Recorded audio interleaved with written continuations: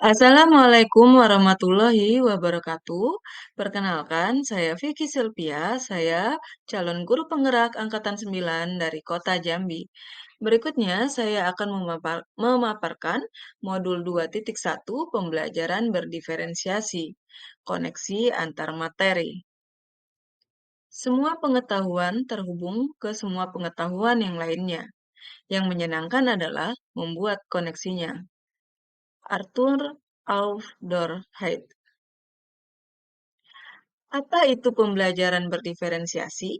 Pembelajaran berdiferensiasi adalah usaha guru di kelas untuk menyesuaikan proses pembelajaran di kelas untuk memenuhi kebutuhan belajar murid.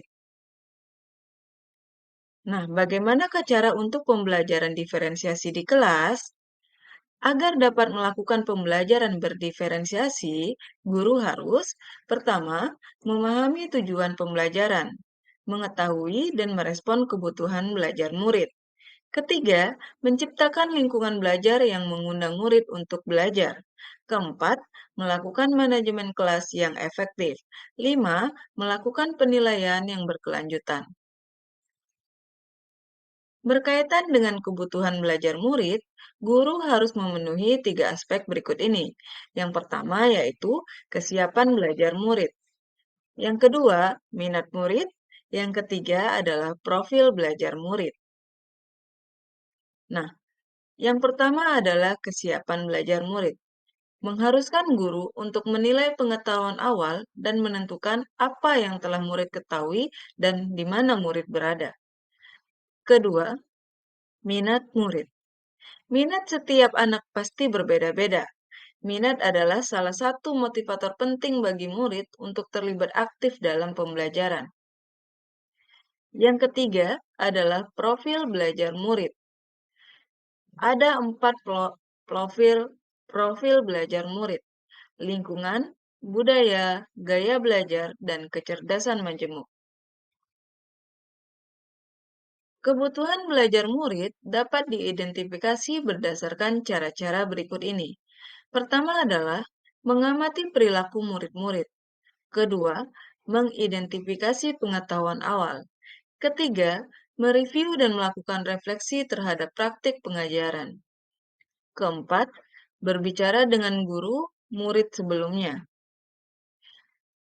Membaca rapor murid di kelas sebelumnya, menggunakan berbagai penilaian formatif dan diagnostik.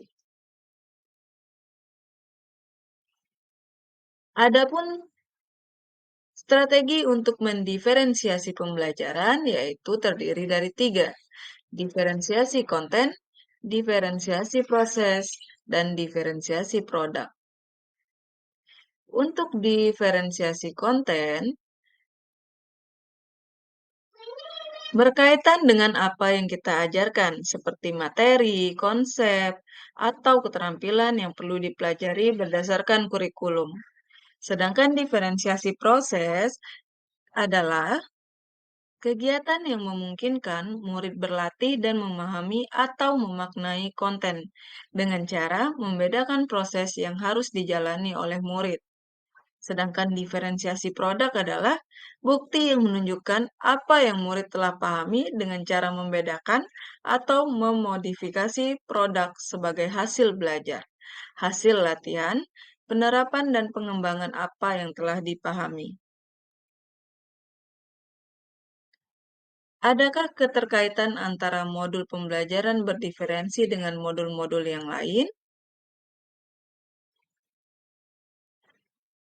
Untuk modul 1.1 dan modul 2.1, untuk dapat melakukan pembelajaran berdiferensiasi, maka guru harus berusaha memenuhi kebutuhan belajar anak sesuai dengan kodrat alam dan kodrat zaman, berdasarkan filosofi Ki Hajar Dewantara, yang ini telah dipelajari pada modul 1.1.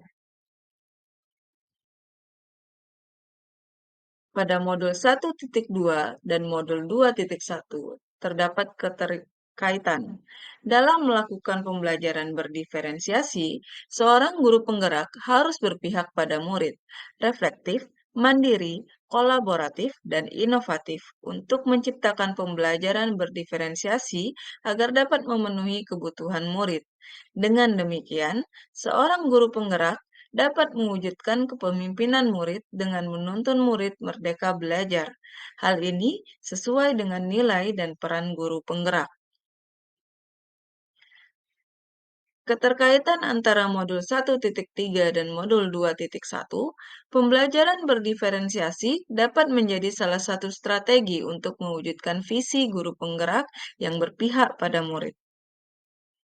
Sedangkan keterkaitan antara modul 1.4 dan modul 2.1 dalam pelaksanaan pembelajaran berdiferensiasi antara guru dan murid harus ada kesepakatan kelas terlebih dahulu agar proses pembelajaran dapat berjalan dengan nilai-nilai budaya positif. Demikianlah pemaparan dari saya tentang kaitan antar materi pada modul 2.1 pembelajaran berdiferensiasi. Terima kasih. Assalamualaikum warahmatullahi wabarakatuh.